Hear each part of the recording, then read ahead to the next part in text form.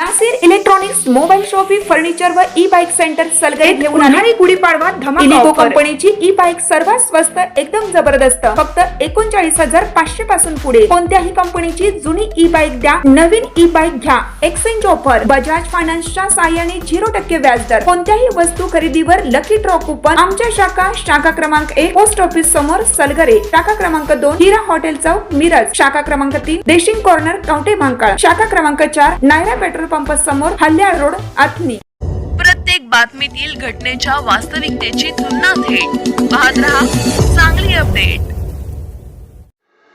सांगोला तालुक्यातील जुननीजवळ सोमवारी सकाळी 2 कारमध्ये भीषण अपघात होऊन पलूस येथील आई आणि मुलाचा जागीच मृत्यू झाला तर 6 जण गंभीर जखमी झाले आहेत। या घटनेमुळे पलूस परिसरात हळहळ व्यक्त होत आहे।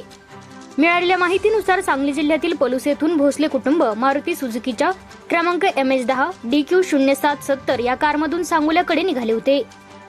दरम्यान जुनोनी जवळ आल्यानंतर समोरून जाणाऱ्या इंडिका कारचा अचानक टायर फुटल्याने चालकाने गाडी रस्त्याच्या कडेला घेण्याचा प्रयत्न केला। त्याचवेळी मागून येणाऱ्या कारची जोरदार धडक इंडिका गाडीला बसली।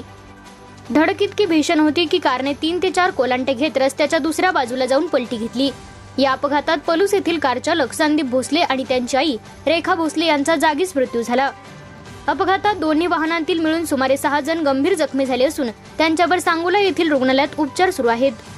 अपघाताची माहिती मिळताच पोलिसांनी घटनास्थळी धाव घेत मदत कार्य केले। या प्रकरणाचा पुढील तपास सांगोला पोलीस उपनिरीक्षक भातुंगडे करत आहेत।